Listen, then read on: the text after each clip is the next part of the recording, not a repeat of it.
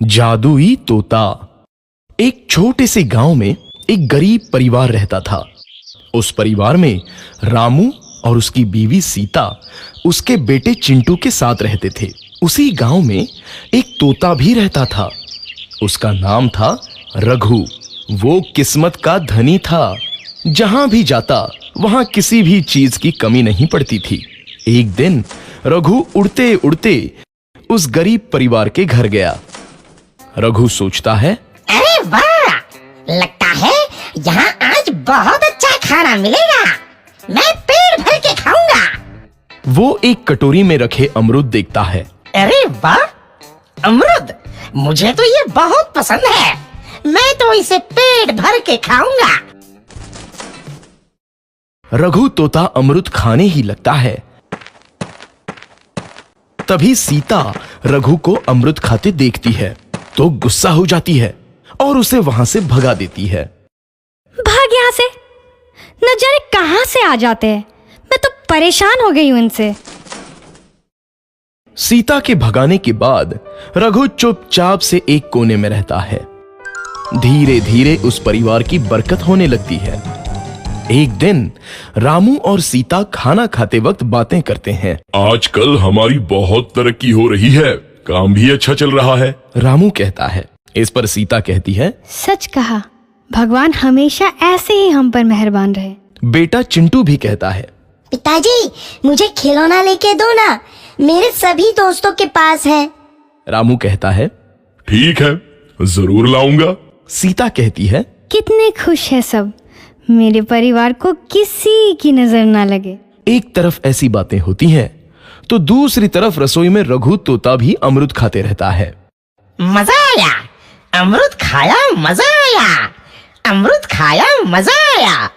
तभी सीता रसोई में आती है और रघु तोते को अमरूद खाते देख बहुत गुस्सा होती है। सीता रघु को बाहर निकालने के लिए पिंजरे में अमरूद रखती है।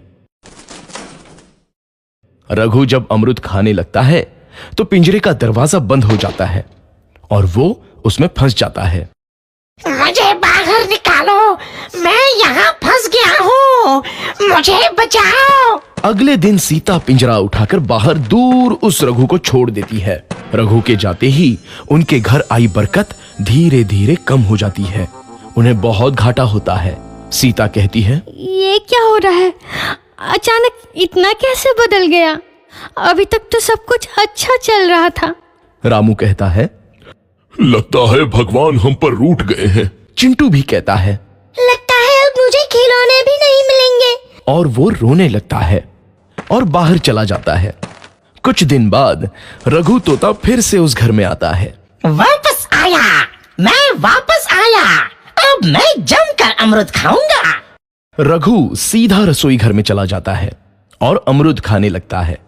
कुछ देर बाद सीता रसोई में आती है और रघु को देख कहती है, एक तो घर में पहले से इतनी दिक्कत चल रही है और ऊपर से ये तोता मुझे और परेशान कर रहा है। सीता रघु को वहां से भगा देती है। रघु उड़कर किसी कोने में छुप जाता है। कुछ दिन बाद धीरे धीरे उस घर की बरकत वापस आने लगती है। काम भी अच्छे से चलने लगता है।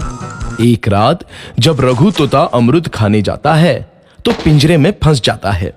ये लोग आखिर चाहते क्या हैं? एक तोते को शांति से अमरूद खाने क्यों नहीं देते?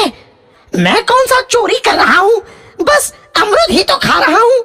तभी रामू वहां आता है और पिंजरे में रघु तोते को देख उसे बाहर छोड़ देता है। ये तोता भी कितना जिद्दी है, बार बार वापस आ जाता है। जैसे ही रामू रघु को छोड़ देता है, अगले दिन से फिर से उनके घर की बरकत जाने लगती है। काम में घाटा होता है।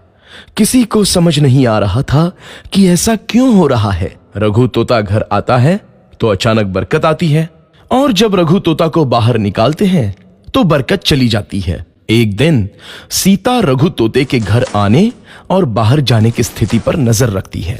ये तोता जब भी घर आता है तो घर में बरकत आती है और जैसे ही ये घर से बाहर जाता है तो उसी के साथ बरकत भी चली जाती है।